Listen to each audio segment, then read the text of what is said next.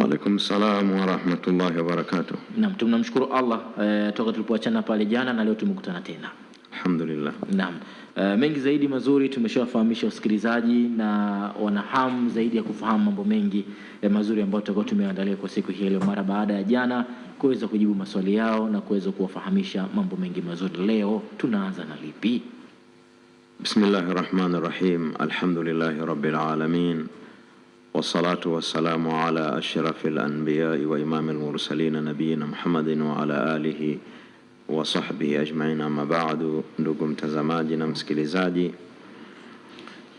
ama ndugu msikilizaji na mtazamaji, ndio assalamu alaikum wa rahmatullahi wa barakatuh. Kwa niaba ya wa alaikum salam wa rahmatullahi wa barakatuh. Awali yote nakuhusieni kama ambavyo naihusia nafsi yangu kumcha Mwenyezi Mungu Subhanahu wa Ta'ala. Katika kipindi chetu cha leo Sheikh Tozo, naam, napenda ni katika mwendelezo wa maelezo yetu ya awali, ndio awali ya kipindi na maanisha jana, ndio tulipokuwa tukizungumzia baadhi ya kanuni za kifiqhi ndio zinazojulikana kuwa qawaid fiqhiyya. Nataka nije na kanuni nyingine ambayo inaongezea na inaweka wazi baadhi ya vipengele ambavyo vitakuwa havijafahamika katika darasa yetu ya jana. Ndio. Na kanuni hizi zinakuwa ngumu kidogo, lakini ni za dharura. Muislamu awe ni shekha ama ni maamuma, ndio anahitaji kuzifahamu kwa ajili ya kupractice ama kutabik mambo mbalimbali katika mambo ya wajibu ambayo yanamhusu yeye kama mukallaf. Naam. Kuna kanuni nitaizungumza kwa lugha nyingine,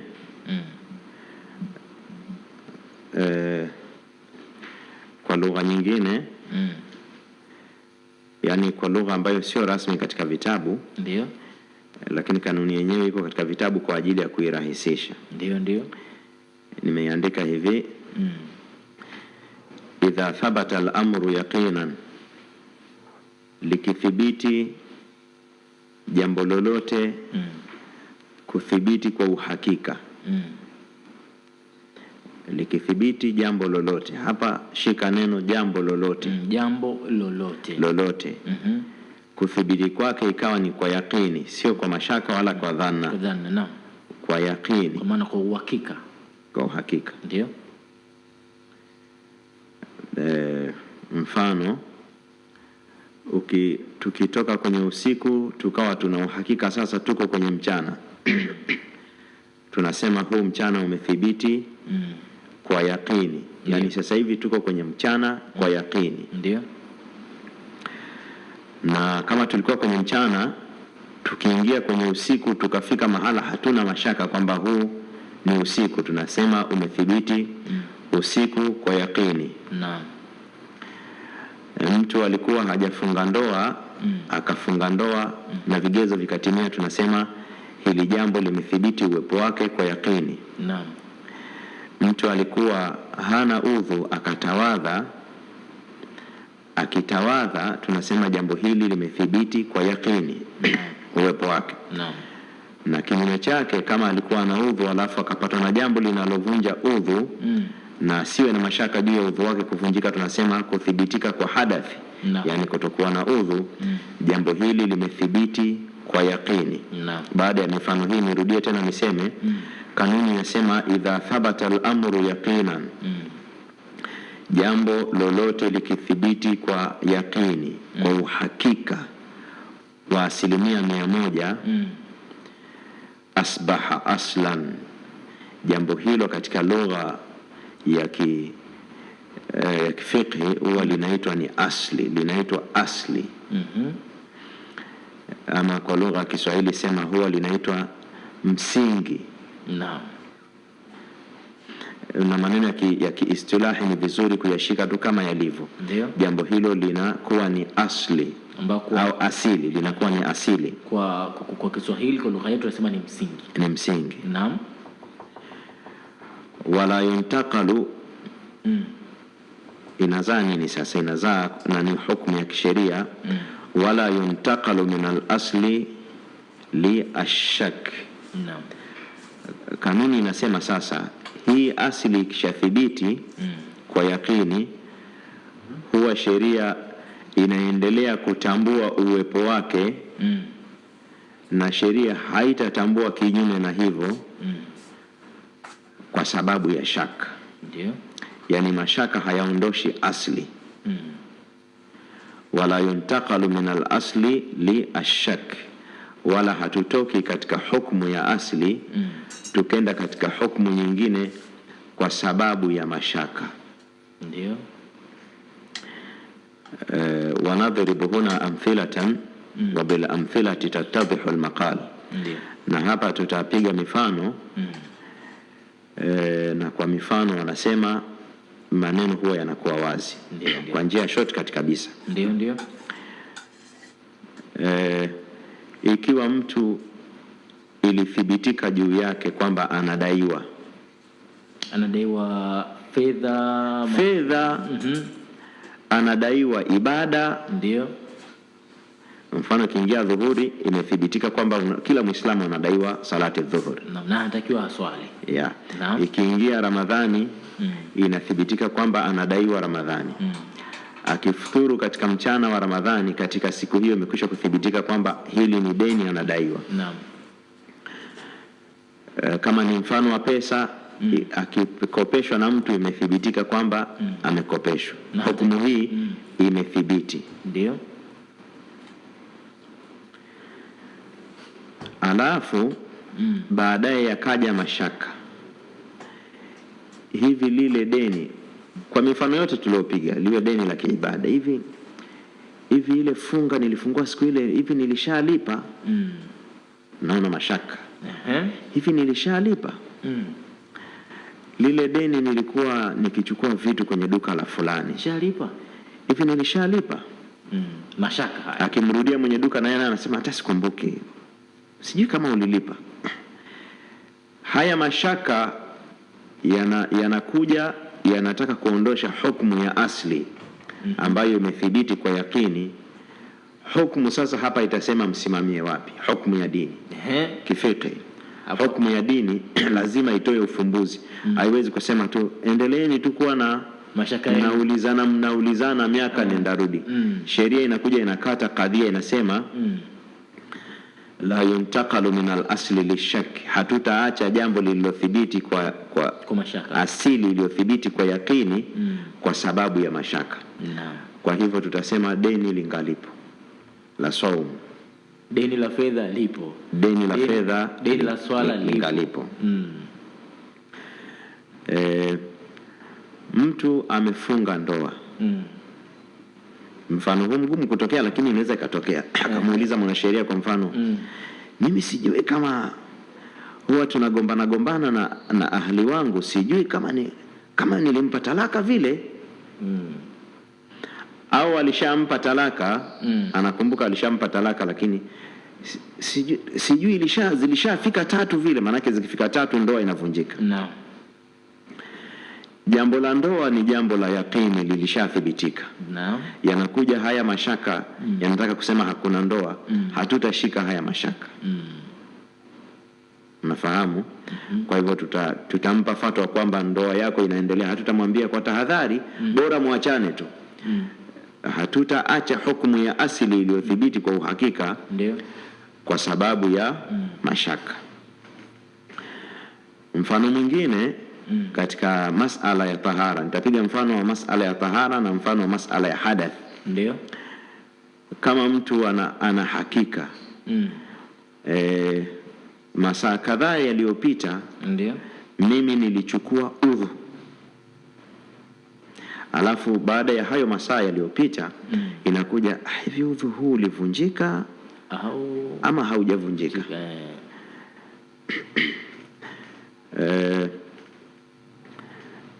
Mwanasheria anakuambia udhu wako upo. Atakuuliza una uhakika ulitawadha? Una kumbukumbu kwamba kuna mazingira ulitawadha? Ndio, wewe kumbukumbu nayo vizuri sana. Lakini sasa hivi na mashaka. Naambia, unauliza hayo mashaka na hiyo kumbukumbu ya udhu ni ipi imetangulia? Anakuambia, anasema udhu ndio ulitangulia, haya mashaka yanakuja baadaye. La yuntaqalu min al-asli alladhi thabata yaqinan lishak, hatuwezi kutoka kwenye asili iliyothibiti kwa yaqini kwa sababu ya mashaka. Kwa hivyo tutamwambia wewe una udhu. Hii masala tawadha tu kwa tahadhari, hizi fatwa za watu wasiojua kanuni za kifiqh. Kwa kanuni za kifiqh tutamwambia hauna wajibu wa kutawadha. Ndio. Hauna wajibu wa kutawadha. Na kama mtu anasema kinyume chake, nina uhakika kabisa nilivunja udhu wangu, nilienda mahala udhu wangu ukavunjika, na lakini huwa nina kawaida ya kutawadha, huenda nilitawadha. Hii huenda nilitawadha ni ishu ya mashaka. Udhu ulivunjika na uhakika na jambo hilo. Tunamwambia huwezi kutoka katika asili iliyothibiti kwa yaqini kwa sababu ya mashaka. Kwa hivyo wewe tutakuhukumu una nini Sheikh Tozo? Hapo kwa kesi hiyo hapo inaona kwamba bado anatakiwa aende katie udhu. Kwa sababu hapa asli ama jambo la kuvunjika udhu limethibiti kwanza. Mashaka yakija baadaye hayavunji jambo lililo thibiti kwa hakika. Msingi wake ama asili yake. Naam. Sasa acha nitumie hii foundation ambayo nimeitengeneza katika yale masala yaliyokuwa yana utata. Inakuwaje akila wakati wa magharibi alfajiri? Naam. Somo yake akiwa ana mashaka kwamba je, alfajiri imekwisha kuchomoza? Tukasema funga yake ni sahihi. Naam.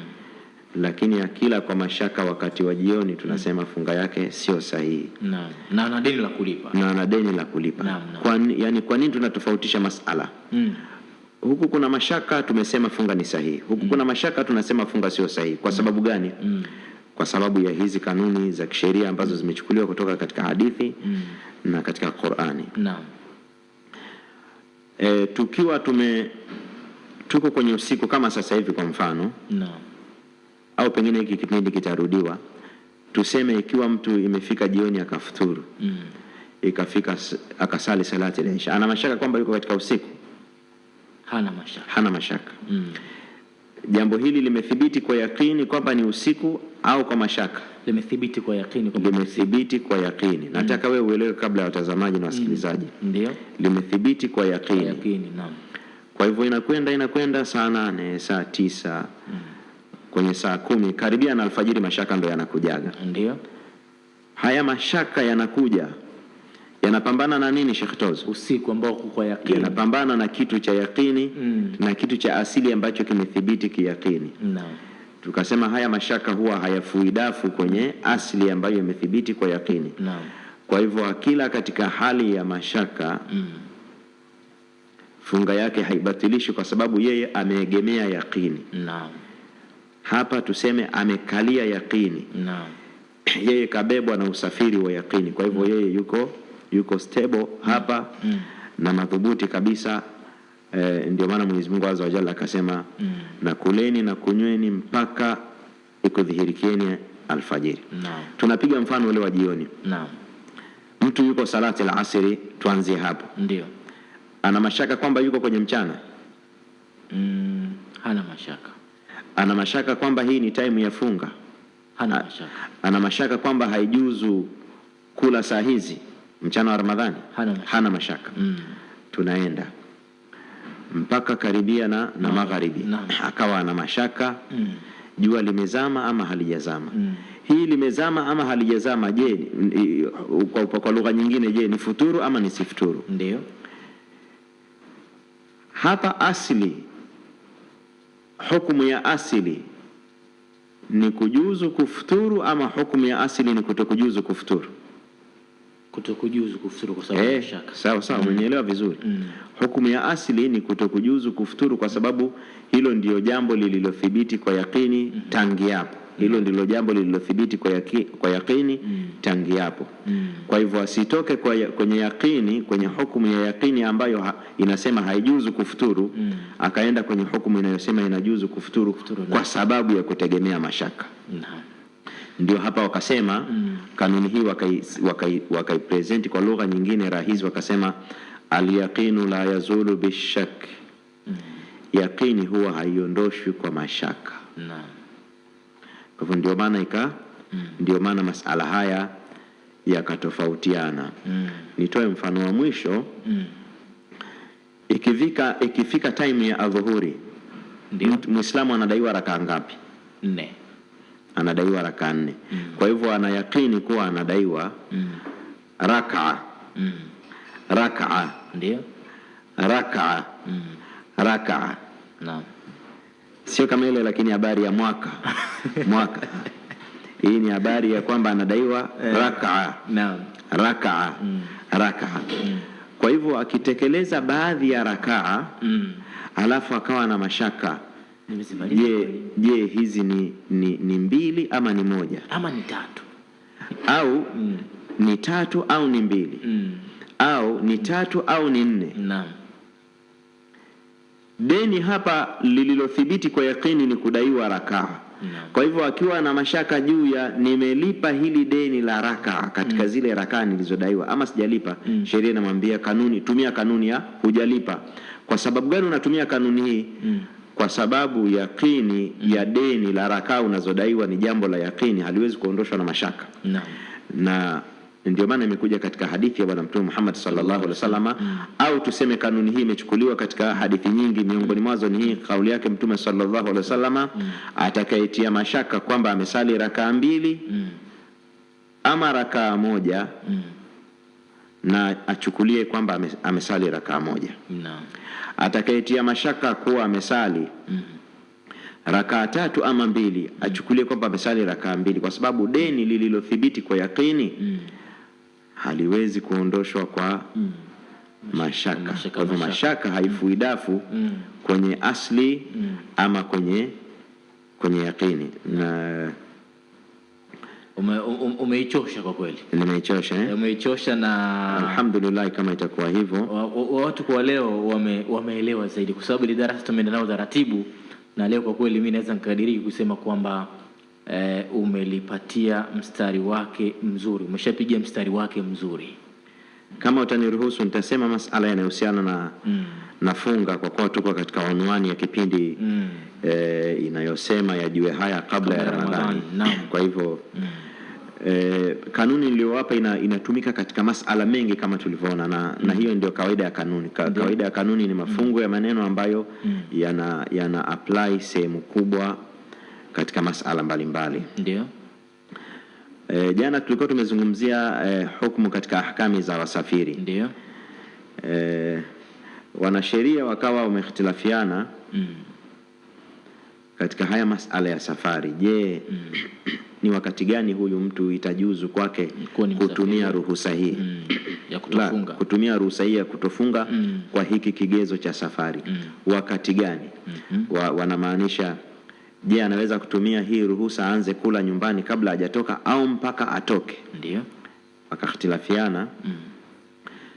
Na kwa sababu tunaenda katika kupractice sheria, ndio, sipendi kutanua ikhtilafu na kuchanganya maneno mengi kiasi kwamba baadhi ya watu hawatatufahamu. Ndio. Kwa hivyo napenda tu kunakili ile kauli ambayo ni rajih katika kauli za wanachuoni, na hiyo inamtosha maamuma kupractice ibada na inasihi bila shaka yoyote kwa hii kauli ambayo tunaipitisha. Naam. Kwa mujibu wa kauli ambayo ni rajih, inajuzu kufuturu huyu anayetaka kusafiri kabla hajatoka nyumbani kwake, inajuzu aanze kula nyumbani kwake. Lakini ikiwa amekwisha kujiandaa na safari kwa 100%, mathalan kwamba kesho insha Allah natarajia kusafiri kuelekea Dar es Salaam, kwenda Mwanza, kwenda popote pale, hapa huyu ruhusa imeshaanza kumpatia ruhusa ya kutofunga. Hapa tunazungumza kwanza time ya kufunga si ikishafika alfajiri ama wakati wa mchana. Ndio. Sasa yeye amekwisha kunuia safari kabla hajatoka, je, ataruhusiwa kuanza kula akiwa katika mji wake au mpaka aanze safari?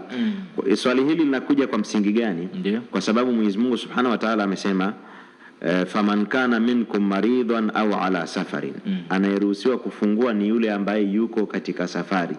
Je, huyu ambaye yuko nyumbani na tayari amekwisha kujiandaa, anapatwa na hili neno yuko katika safari ili atumie ruhusa hii, au mpaka aingie masafa kadhaa ya kuianza safari yake ndio atumie ruhusa hii? Msingi wa swali, mahalu an-niza ni hapa.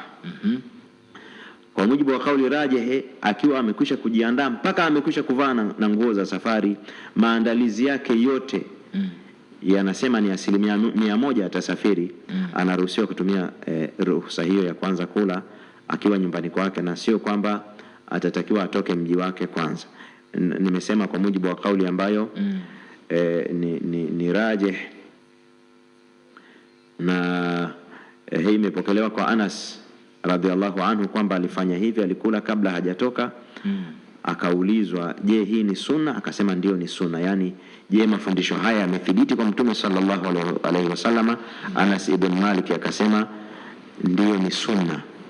Imepokelewa riwaya hii na at-Tirmidhi na Sheikh Nasiruddin al-Albani, Mwenyezi Mungu Subhanahu wa Ta'ala warehemu, ameisahihisha hadithi hii. Tunapita katika masala haya. Ndio. Na ama kuhusiana na mtu ambaye ametia nia ya safari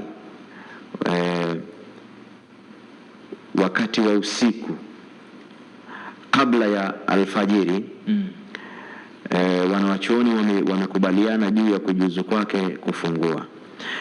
Haya ni masala mengine tofauti na haya kidogo. Kuna baadhi ya wanawachuoni wanasema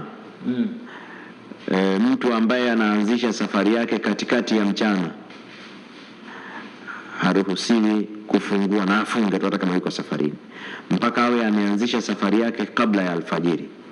Kwa maana kwamba labda siku ya leo kufikia wakati wa magharibi akafuturu pale, kesho ana safari, ruhusa amenuia safari inaanzia pale. Yani huyu ndiye ambaye wanasema anaruhusiwa kutumia ruhusa hii. Ama yule ambaye ataanzisha safari katikati ya mchana, baadhi ya wanachuoni wamekataa hayo masala. Kadhalika tuseme kwamba anaruhusiwa kutumia safari na ruhusa hii ya safari hata kama ataanzisha safari katikati ya mchana, na hii ni kauli ambayo imechaguliwa na Sheikhul Islam Ibn Taymiyyah, ama imerejeshwa na Sheikhul Islam Ibn Taymiyyah. Nizungumzie masala ya mwisho hapa kabla hatujakabisha usikilizaji. Naam. Ni wakati gani ruhusa hii inamalizika? Ni wakati, kwa sababu issue ya ruhusa ina mwanzo wake na mwisho wake. Mantiki yani ina mwisho wake. Mtu akiomba ruhusa, mfanyakazi anaenda mahala, lazima kuna mwisho wa likizo yake, mwisho wa ruhusa yake. Ruhusa hii ambayo ya kufuturu ama kutokufunga katika mchana wa Ramadhani kwa msafiri inamalizika wakati gani? Ndio. Inamalizika kwa mambo mawili. Jambo la kwanza, idha nawa al-iqamata mutlaqan au iqamata muaqqata. Atakaponuia moja kwa moja kwamba anataka kuwa ni mkazi wa huko alikoenda. Kwa sababu mtu anaweza kwenda mahala ni msafiri na nia yake ni kwenda na kurudi, alafu akafika kule akasema mimi nimekwisha kukusudia, na akasema ni katika nafsi yake na katika nia yake na katika makusudio yake kwamba mimi naamua kuwa ni mkazi wa mkoa huu. Naam, Sheikh, hapo kidogo tuweke sawa. Mathalan mtu kasafiri kutoka Morogoro kwenda Dar es Salaam, huyu ni msafiri. Dar es Salaam kule kakaka wiki moja mathalan. Kwa zile wiki pale anaruhusiwa kufungulia, ama usafiri ambao safari yake ile hiyo tutaielezea.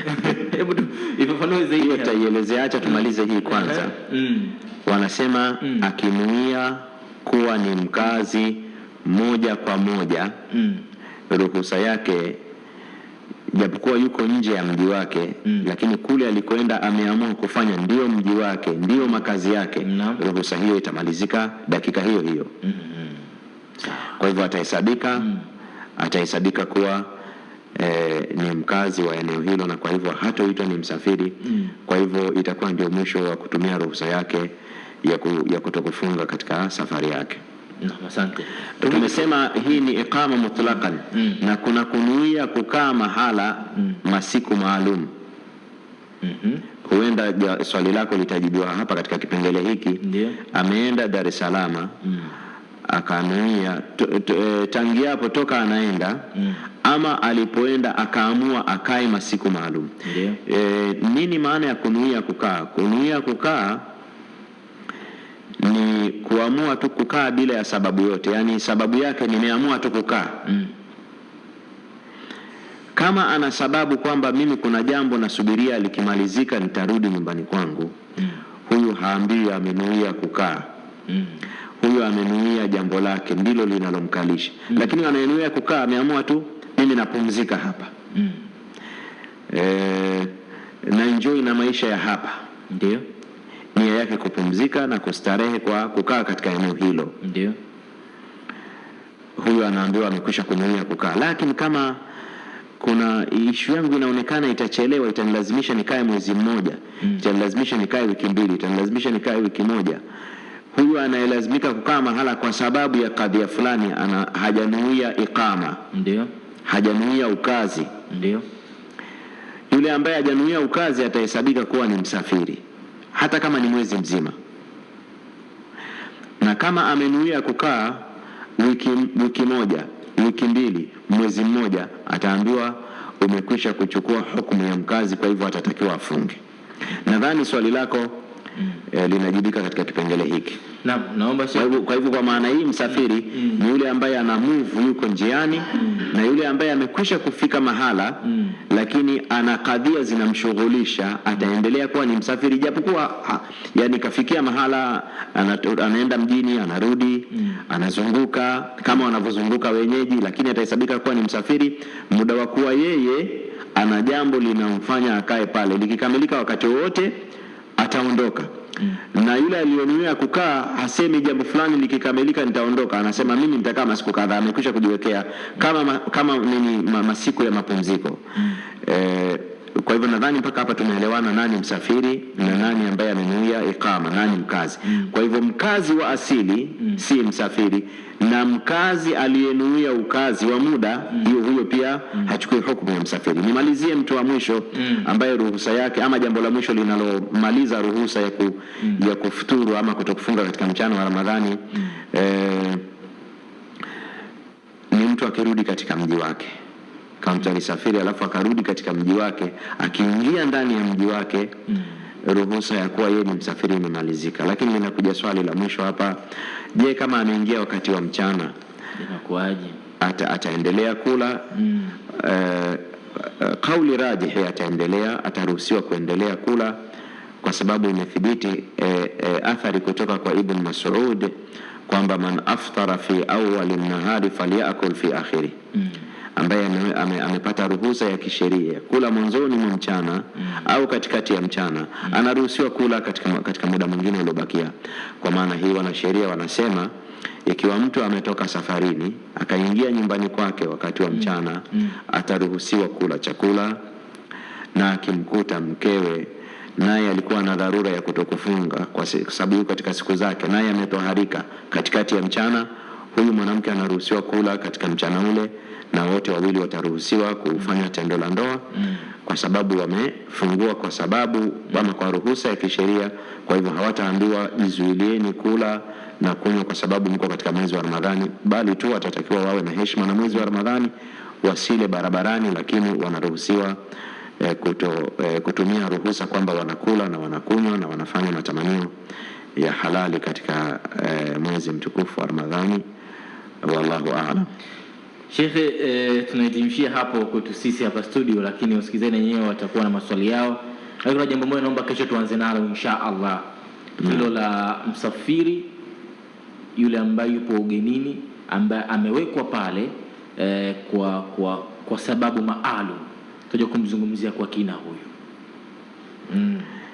Nadhani mimi nimemaliza. Kama wewe kuna jambo umebakia nalo, unaweza kufanya ni swali la kwanza, hakuna mushkili. Naam, insha Allah.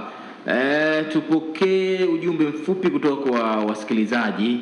Ujumbe wa kwanza, ili swali liliulizwa jana, lakini ameuliza si vibaya shekhe ukaweza kulikumbushia. Sema shekhe, ili iwe safari inatakiwa iwe kilomita ngapi? Anaitwa Ali Othman, yuko Chanika, Dar es Salaam. Ili iwe ni safari kisheria, ni ule ufahamu tu wa huyo Muislamu, ama ufahamu wa jamii, ile ni jamii ya Waislamu ama sio Waislamu, wanaita hii ni safari. Muda kuwa jamii inatazama kuwa hii ni safari, ndio hiyo basi ni safari. Ndio. Na narudia kusema kwamba jamii huwa haihesabu kilomita ili iseme hii ni safari, masafa haya ni safari, masafa haya wanahesabu kilomita alafu waseme sio safari. La, huwa iko tu katika mafhumu ya makadirio kwamba kwa masafa haya ni safari, kwa masafa haya baba amesafiri. Hiyo ndiyo tafsiri sahihi ya safari katika lugha ya sheria, kwa sababu sheria ilipotaja safari kilugha haikutafsiri, na kanuni inasema kama sheria itatumia neno la kilugha na isiwe na tafsiri yake maalum ya kisheria, basi hutumika tafsiri ya kawaida ya kilugha au ya kiada. Naam. Nasema asalamu alaykum wa rahmatullahi wa barakatuh. Mimi nina ndugu zangu au wazazi ambao mimi ninaishi nao nyumba moja, na mimi ndo nawahudumia na hawana matatizo yoyote ambayo yanawafanya wasifunge. Hivyo nikiwanyima kula wakati wa mchana nitakuwa nimefanya makosa? Hujafanya makosa yote. La ta'ata li makhluqin fi ma'siyati al-khaliq. Hakuna kumtii kiumbe katika kumuasi muumbaji. Muumbaji ni mkubwa zaidi. Ndio. Kwa hivyo huwezi kuchelea radhi za wazazi wakati huchelei radhi za aliyekuumba wewe na wazazi wako. Naam. Kwa hivyo Allah subhanahu wa ta'ala ana haki zaidi ya kuogopewa radhi zake. Na maana yake hili ni neno la mazungumzo ya kilugha katika istilahi ya Kiswahili wanasemaga fulani hana radhi za wazee wake. Pia kuna fulani hana radhi za Mola wake. Ipi kubwa? Hii ya Mola wake. Hii ya Mola wake. Ndio maana ikaja katika hadithi la ta'ata li makhluqin fi ma'siyati al-khaliq, hakuna kumtii kiumbe katika kumuasi muumba. Acha ni clear nukta hii Sheikh Tozo, kwa sababu unajua kwa nini ameuliza swali hili. Kuna issue inatisha kwamba wazazi wakikasirika mambo yangu yataharibika, nitapata radhi, nitaokota makopo. Hiyo ni kweli ipo. Ni kweli ipo kabla haijatajwa katika vitabu vya dini. Yani jambo hilo automatically kila mtu analijua, hata asiyesoma mafundisho ya dini, kwamba kila mtu aliyekasirikiwa na wazazi wake na hali ya kuwa amewadhulumu wazazi wake mambo yake huharibika. Hii watu hawahitaji kurejea katika vitabu vya dini, kwa sababu ni mambo yani kila anayeishi katika dunia hii anaona hilo somo. Ndio. Hiyo ni kweli kwamba mtu anayeasi wazazi wake mambo yake yataharibika. Na Mtume sallallahu alaihi wasallam akasema ridha Allah fi ridha alwalidaini, radhi za Allah ziko katika kuaridhisha wazazi. Wa sukhti llahi au sakhti llahi fi sakhti alwalidaini, na hasira za Allah ziko kwenye kuwakasirisha wazazi. Yani kuwafurahisha wazazi kwa haki, lakini Allah anakuridhia. Ukiwakasirisha kwa haki lakini Allah anakukasirikia. Na ni katika amali kubwa sana na zinazolipa sana na zinazosababisha mtu akapata furaha katika maisha ya dunia, kwa wazazi wake wameondoka wamemtaja vizuri. Hili ni jambo ambalo mtu anatakiwa alipupie sana, kwamba asiwakasirishe wazazi wake. Mambo yake yataparaganyika, yataharibika. Na nimesikia baadhi ya mashekhe wakisema ukiona mtu amefanikiwa mafanikio ya kweli, basi nyuma yake kuna dua ya mzazi, kuna ridhaa ya mzazi, aliishi vizuri huyu mtu na wazazi wake. Lakini natanabahisha kwamba haya madhara ambayo huwa yanawapata watu kwa sababu ya kuasi wazazi wao huwa hayatoki kwa wazazi. yanatoka kwa Allahu jalla jalaluhu. Hii ni nukta ya msingi, mtu akiishika hawezi kuuliza swali kama hilo. Naam, asante. Yani hizi radhi kwa mfano yani mtu akisimamia katika haki alafu mzazi anamwambia toka katika haki, kufuru, acha kusali, acha kufunga, usipofunga au nipe chakula mchana wa Ramadhani, usiponipa nitavua nguo, nitakusemea maneno mabaya, aseme atakavyosema, haitakupata kwa sababu hiyo radhi, hiyo laana hanayo yeye. Hiyo laana huwa inatoka kwa Allah ikiwa wazazi wako umewakasirisha katika hali ambayo hukuwa na haki ya kuwakasirisha. Huwa Allah subhanahu wa ta'ala ndiye ambaye analeta hiyo laana na kufukuzwa katika rehema zake. Naam. Haya, msikilizaji anasema kama umesikia adhana kwenye radio na kwenu bado, je, ukila funga yako ni sahihi?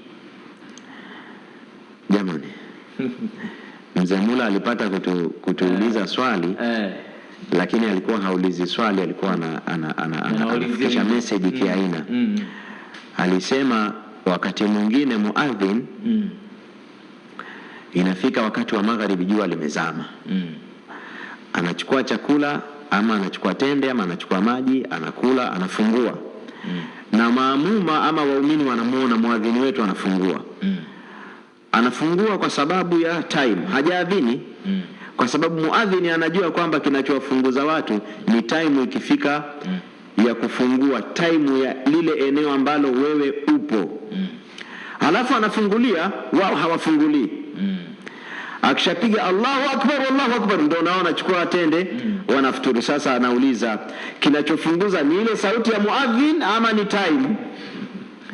Mwenyezi Mungu Subhanahu wa Ta'ala anasema thumma atimmu siyama ila al-layli, mkiwa katika mchana, katika usiku kuleni na kunyweni, ikifika mchana, ikifika alfajiri anzeni kufunga na timizeni funga yenu hii mpaka wakati wa usiku. Wakati wa usiku katika lugha ya sheria ni jua likizama. Nini maana ya jua kuzama? Likipotea lote ama likianza kuchungulia kwenye kuzama, sehemu imepotea na sehemu inaonekana halijazama. Likimalizika lote ndio usiku katika lugha ya sheria, thumma atimmu siyama ila al-layli. Kwa hivyo yeye asifungue kwa sauti ya adhana ya muadhini wa nyumbani kwake wala adhana ya redio, ila adhana ya redio na adhana ya muadhini wake zikiwa zinaendana na wakati. Hivyo mimi siwezi kuacha kula daku kwa sababu kuna muadhini fulani hachungi time, amepiga adhana bado usiku, anapiga adhana anasema alfajiri imekwisha kuingia, sifati maneno yake. Ila aghlabu redio zetu na TV zetu, na kusudia kwa lugha ya jumla, sikusudii hii ya kwetu peke yake, nani Iman Media, na kusudia redio za Kiislamu, aghlabu redio za Kiislamu na waadhini wa misikitini wanafataga time. Kwa hivyo mtu awe makini, asiwakhalifu kirahisi. Ndio maana sisi tukiweka adhana tunasema hii ni adhana ya magharibi kwa mujibu wa majira ya mji, tena sio mkoa, kwa sababu inawezekana majira yakatofautiana kati ya ndani ya mkoa mmoja, Morogoro hapa mjini, na nje ya mji labda wilayani kule Kilosa. Ndio maana tunasemaga na wanasema tunasemaga, si Kiswahili fasaha lakini kinaeleweka sana. Naomba tu akiingiza katika lugha ya Kiswahili. Ndio. Na sisi huwa tunasemaga hii ni adhana ya magharibi kwa mujibu wa majira ya mji, manispaa ya Morogoro. Naam. Sawa. Shukrani sana. Nafikiri ameelewa. Anasema anaitwa Khadija kutoka Arusha. Kama siku zote naishi na mwanaume, hatujafunga ndoa, lakini tumeoana, Ramadhani imeingia, tukaona Ramadhani imeingia, tukaona bora tufunge ndoa. Je, ni sawa? Ni sawa, ni jambo zuri na hilo jambo linapongezwa. Na lile lililopita ni jambo baya na tunalisema vibaya na hayo ni makosa. Wanatakiwa watubie na wajute kwa yale makosa yaliyopita.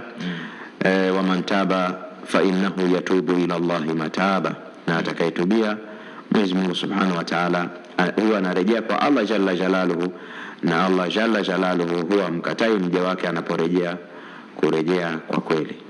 Naam. Na asema asalamu alaikum, naomba kufahamishwa dua baada ya kumalizika swala ya faradhi, je, inafaa?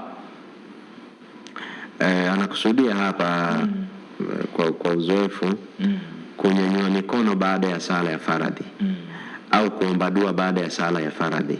Naam. Kuna nikashi ya wanachuoni ndefu lakini ukisoma katika vile vitabu vikubwa vya ndani utakuta jambo hili linajuzu lakini baada ya gap, baada ya nafasi. Ama ile tu asalamu alaykum mtu ananyanyua mikono anaomba dua, hapana.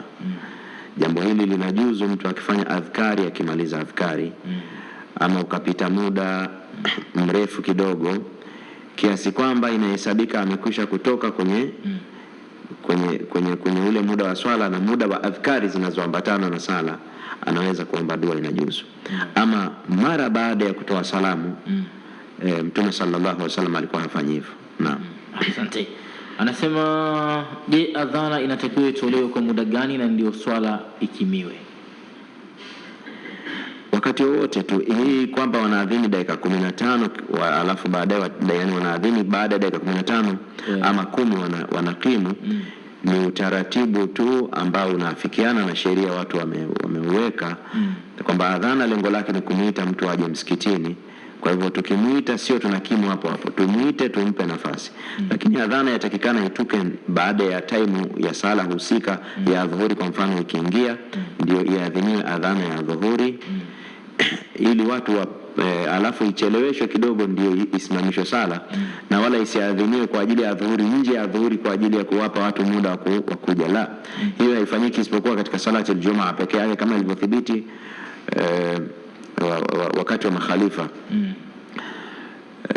Kwa hivyo inaadhiniwa, lakini tujalie kwa mujibu wa swali lake, imeadhiniwa na kukiniwa hapo hapo, inajuzu, haina mushkeli.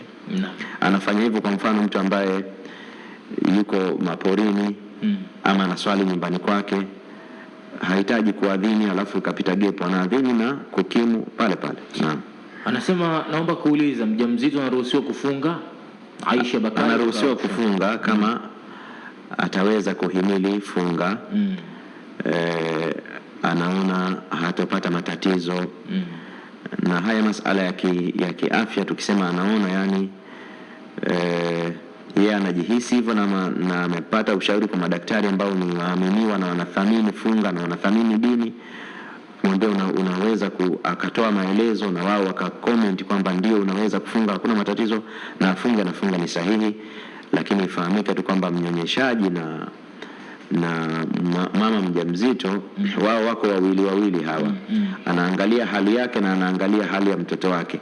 Akihofia hali ya yeyote kati ya wao au wote wawili, anaruhusiwa kufungua. Kwa kule kuhofia tu, sio mpaka lazima madhara yaanze kutokea. Kwa kule kuhofia tu kwamba kwa asilimia kubwa dhana inanambia madhara yatatokea, na afungue alafu atalipa katika masiku mengine. Naam. Asante. Anasema anaitwa Shafi Miraji kutoka pale Chalinze. Swali langu ni, ipi tofauti kati ya ndoa ya mkeka na ndoa ya kawaida, na inafungwa vipi, na je, inafaa? Hii ndoa ya mkeka sio neno yani limekuja katika vitabu vya dini. Ndio. Hili ni neno tu watu wanasemeshana na huwa wanatumia kwa maana ya maal asafi shadid, pamoja na masikitiko nasema maneno haya. Kuna watu huwa wanafanya zina alafu wanaweza kukamatwa na familia ya huyu binti wakalazimishwa kuoana. Mara nyingine inakuwa ni pale pale. Sasa hii ndoa inakuwa ni ndoa ya kulazimishana na hatuna uhakika juu ya kupatikana ridhaa. Ndoa hii ya mkeka kwa maana hii haifai, kwamba mnaozesha pale pale na majanaba yao. Nasema haifai sio kwa sababu kuna janaba. Nasema haifai kwa sababu hatuwezi. Unajua kwa nini unamuuliza nani umekubali kuolewa, umekubali kuoa? Kwa nini tunamuuliza? Ili tujue ridhaa yake. Mazingira hapa hayaoneshi uhuru wa kutoa ridhaa.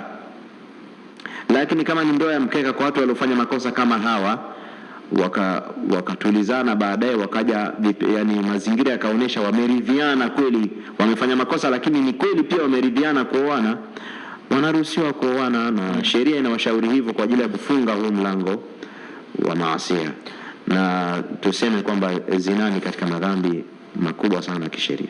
Shukrani sana Sheikh Ali Jumanne akiweza kutupatia mwongozo hapa, msikilizaji, miongozo mbalimbali ambayo maswali yako ambao unatuuliza. Tukirejea Sheikh Ali Jumanne tuje kutazama swali la mtu ambaye amesilimu kutoka katika Ukristo. Kwa sasa twende tukasikilize adhana ya salati al-Isha kwa mujibu.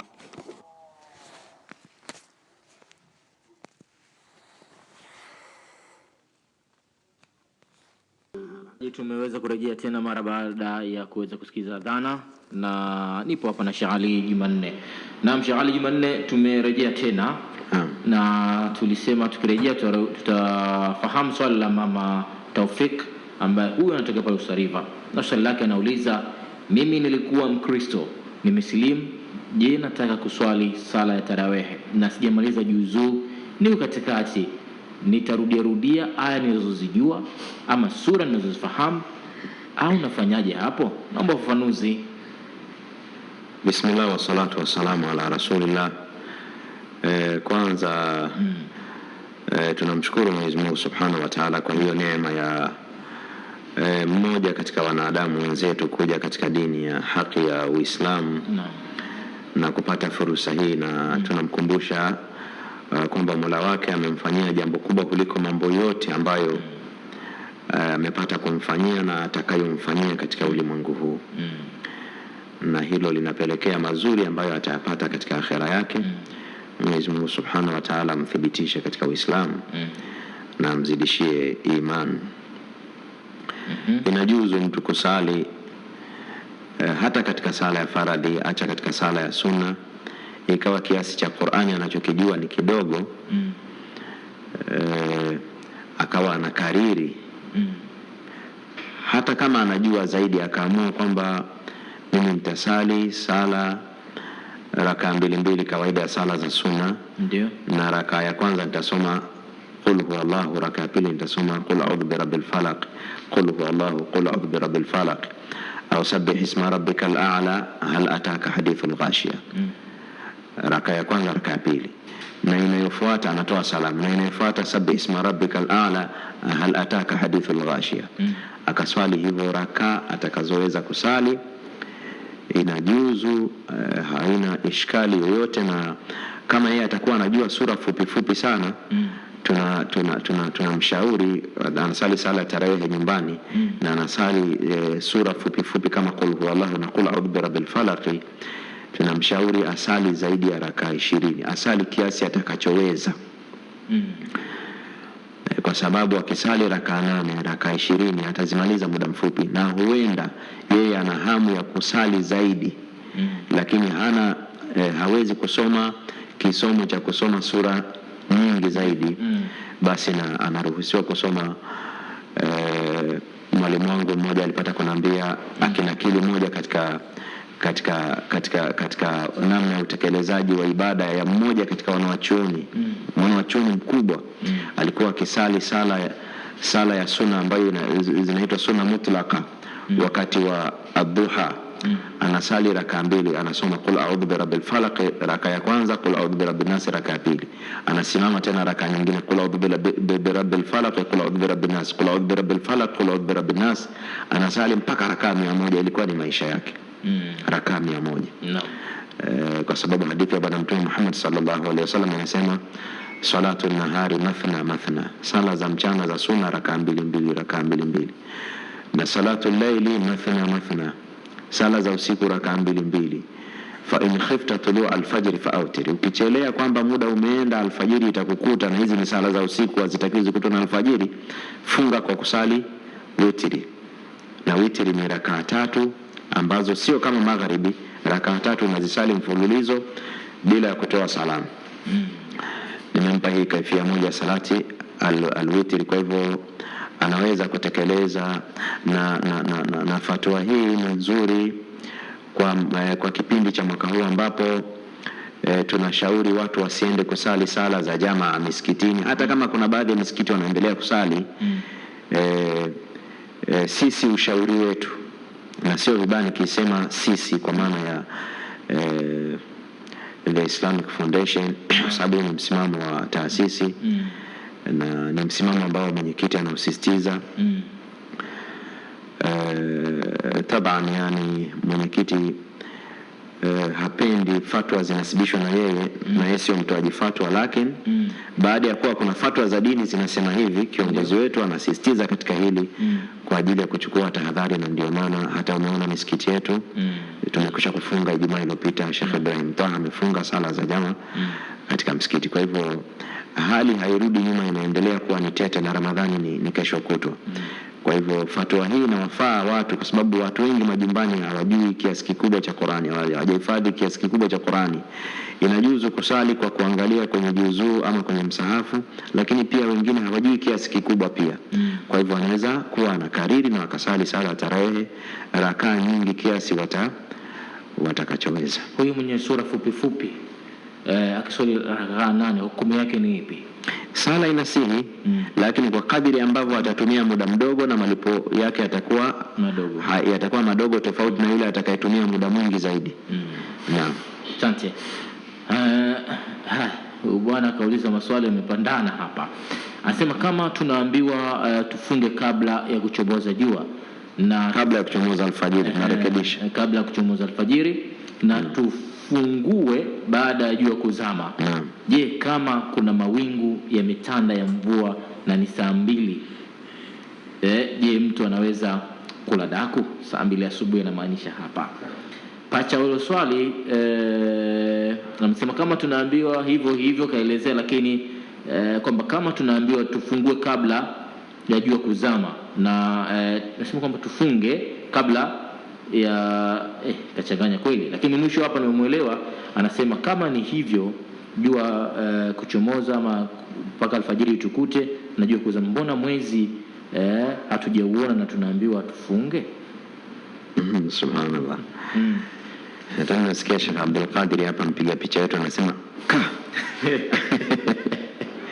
ili swali linalosema kama kuna mawingu saa 2, kwa sababu jua, yeye amesema kwa swali lake kabla hatujaliedit tumeambiwa uanze kufunga jua likishachomoza. Ndio. Kwa hiyo kama halijachomoza mpaka saa 2 hatulioni, tunaweza kuendelea kula. Kwanza tumerekebisha kwamba tunaanza kufunga kwa kuchomoza alfajiri, sio jua. Naam. Lakini hata tukizungumzia ishu ya kuchomoza jua ni linachomoza, hata watu wa majira wanakuambia jua litachomoza muda fulani bila kuangalia litaonekana. Kwa nini kuchomoza na kuonekana ni tofauti? Jua kuchomoza ni kutoka nyuma ya pazia ya dunia ya ardhi na likarise juu, likawa limefika katika level ambayo lau kama ingelikuwa hakuna mawingu tungeliona. Kwa hivyo kuchomoza kwa jua ni ishu ya kuonekana kwa jua kama hakuna mawingu. Kama kuna mawingu inakadiriwa kwamba limekwisha kuchomoza, hilo jua linahesabika limechomoza. Kadhalika kwenye kuzama, na watu wa majira wanajua. Na hapa tuseme kwamba kwa mtu ambaye siku yake imekuwa hivyo, anaweza kutumia majira ya siku iliyopita, majira ya siku iliyopita, pamoja na kuchukua tahadhari. Kama ni alfajiri kurudisha dakika nyuma kidogo, na kama ni magharibi kupeleka dakika mbele kidogo, kwa sababu huwa kuna tofauti ya mabadiliko ya madakika kati ya siku na siku. Ndio. Lakini katika miji kuna adhana za alfajiri na adhana za kufuturu. Kwa hivyo tunaomba watazamaji na wasikilizaji watuulize maswali ya kutaka kujifunza, na wala sio maswali ya kumfanya shekhe ashinde kujibu. Lengo ni kujifunza. Kwa hivyo makusudio hapa ya kuzama jua ni jua kupotelea kwa upande wa magharibi chini ya ardhi kwa muonekano wa macho, na kuchomoza ni kuchomoza jua upande wa mashariki kutoka kwenye usawa wa ardhi kwa mtazamo wa macho. Na kama yani kuna mawingu, basi ni time hiyo ambapo jua linafanya tendo hili. Haya, sema kama ndio hivyo kabla, mbona lakini tuwakumbushe ile application katika Play Store inaitwa ARZ ARZ Hijri Calendar. Kwanza ukiandika tu ARZ kwenye Play Store utaiona, itatoka yenyewe, itamalizia itatoka Hijri Calendar. Ukidownload hiyo ukifungua inakuwa inakuonesha majira ya ibada ya sala, times alfa za kuanza kufunga na times za kufungua. Na alilio swala la mwezi hapa akinasibisha na hayo maswali yake. Naona leo la mwisho hili muda kidogo si rafiki yetu, lakini mtu akitumia hiyo application tuseme kwamba atumie hali ya kuwa yuko na simu hapo kama yeye simu ameiacha Morogoro na yeye yuko wilaya nyingine, anamuuliza mkewe, hebu majira yanasomaje kwenye simu yangu? Hapana, majira ya simu yanasoma kwenye lile eneo, kwa sababu hiyo application inatumia GPS. Naam. Anasema kwamba inakuwaje tunaweza kuanza kufunga kabla hatujauona mwezi ukiwa umeandama? Kwa swali lake lile kwamba kwa sababu hatuanzi kufunga kabla mwezi haujaandama. Nadhani swali lake kabla haujaandama kwenye eneo letu. Ndiyo. Lakini hatuwezi kuanza kufunga kabla mwezi haujaandama. Ni lazima uwe umeandama ima kwenye eneo letu ama kwenye eneo lingine.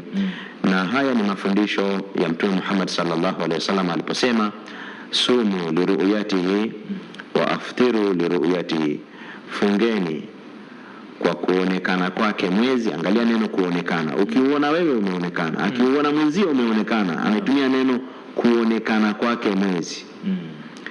Wa aftiru liru'yati, na fungueni kwa kuonekana mwezi. Kwa hivyo ukiuona wewe umeonekana, neno hata kilugha, ameuona fulani umeonekana, nimeuona mimi umeonekana. Mtume ametumia lugha hiyo. Na Mtume sallallahu alaihi wasallam u'tiya jawami'ul kalim, amepewa maneno machache fasaha yenye maana pana, ambayo iko madhubuti, iko stable. Kwa hivyo Mtume sallallahu alaihi wasallam ndiye aliyefundisha kwamba watu wafunge kwa mwezi wa kuona wenyewe ama wa kuonekana na watu wengine. Na swali la mwisho kwa siku hii ya leo, swala ya tarawehe ya nyumbani kipindi hiki cha ugonjwa huu wa corona, je, tuswali muda gani? Usiku sana au baada ya salati al-isha? Lazima sala tarawehe ije baada ya salati al-isha. Yani kama mmechelewesha salati al-isha, mnasali labda saa 5, hamwezi kusali salati at-tarawehe kabla. Kwa hivyo salatu tarawehe iswaliwe baada ya sala ya isha, alafu hapo familia ikubaliane wenyewe wataswali salatu tarawehe mapema au watachelewesha. Vizuri kufuata rai ya watu wanaotaka sala iswaliwe mapema, hata kama watakuwa ni wawili katika familia, ili na wao nao tuwabebe, na huenda time ya usiku watu wengine wakaona uvivu kuamka. Hivyo lakini yani huu ni ushauri tu wa kuangalia mazingira. Kwa fatwa ya dini tunasema unaweza kusali salatu tarawih mapema au kwa kuchelewesha. Na nikushukuru sana Sheikh Ali Jumanne. Shukrani sana, kadhalika nashukuru. Inshallah kesho tutaweza kutazama na mambo mengine mengi, lakini swali lingine naomba kesho inshallah katika kile kiporo chetu tuongeze na kiporo kingine tuwafahamishe watu ni namna gani swala hii inaswaliwa na familia, aidha mtu anaswali mke wake, aidha anaswali na watoto wake, inshallah. Naam, tamati ya kipindi cha yafahamu haya kabla ya Ramadhan, na nitoe shukrani kwa wote ambao wamefanikisha kipindi kwenda hewani, ikiwemo Abdulkadir Ramadhani, Abubakar Mwinyi, Sheikh Ali Jumanne, kadhalika Muhammad Matano, kule juu walikuwa ni Hamis Senga pamoja na Saidi Jole wakiweza kufanya kazi nzuri. Tamati ya kipindi kwa siku hii ya leo, inshallah kesho tena na yenyewe ni siku tutakutana hapa panapo majaliwa yake Allah subhanahu wa ta'ala. Niseme asalamu alaykum wa rahmatullahi wa barakatuh.